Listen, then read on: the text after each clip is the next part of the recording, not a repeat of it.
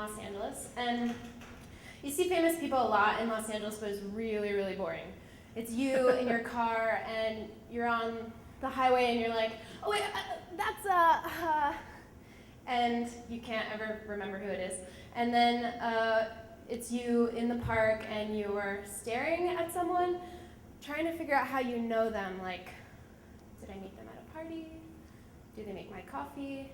And right as you're staring, like your most intensive, squinty stare, they look at you, and no, it's just a really famous person, and you're just awkwardly staring at them. Cool. So, anyway, this is not about Los Angeles. This is about when I lived in Philadelphia. And when I lived in Philadelphia, I had 2 jobs. I wrote for a magazine, and I served at a fine dining restaurant.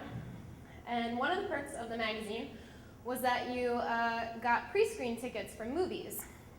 So I got pre-screen tickets to see Cyrus, which was John C. Reilly's upcoming film. And if you don't immediately know who John C. Reilly is, let me say, AKA Will Ferrell's stepbrother, or AKA Dewey Cox, or AKA that sad guy in Chicago. Or Google it. I would have brought a photo. Anyway, so I saw the movie, it was great. I went home. Next morning, I go into work, and my manager came over and said, we have a VIP table that we'd like you to take. It's an actor, and he's being interviewed by the Philadelphia Inquirer. I ask who it is, and it's John C. Reilly. Oh, that's funny. She says, they already ordered their lunch, so all you have to do is just bring them stuff. Try not to disturb them, too much, since they'll be having an interview. No problem. I'm looking over the order, and I noticed that the writer has ordered 2 courses, the actor has ordered 1. Now, if I was interviewing somebody, I don't think I'd want to be eating while they're not eating, and I'm trying to interview them. So when the writer arrived first, I took it upon myself to let him know of the discrepancy. And he thanked me, and he also asked me to change his main course from a meat order to a vegetarian one, because he had read that maybe John C. Reilly was a vegetarian. No problem. Also, I was at the pre-screening last night. That's funny. Oh, okay, blah, blah, blah. I go back to my post, and I'm, again, looking over the order, waiting for the actor to arrive, and I think, if he's a vegetarian, he probably does not actually want to eat the mushroom soup, because the mushroom soup is made with a base of duck fat, not vegetarian.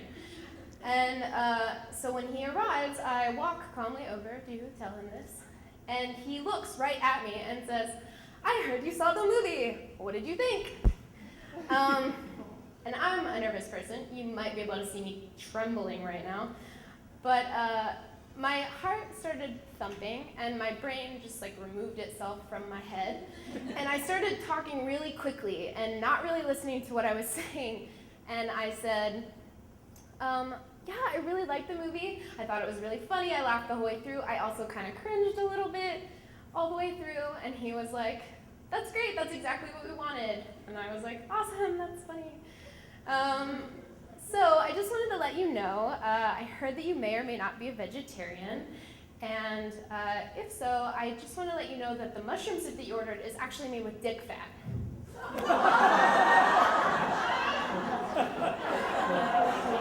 And everything went... It's like a fine dining establishment, too. So white linen tablecloth. Everything went really slowly, as tragedy often does. And my eyes got really big, and their eyebrows twisted away from their foreheads. And my manager standing behind me also covered her face and just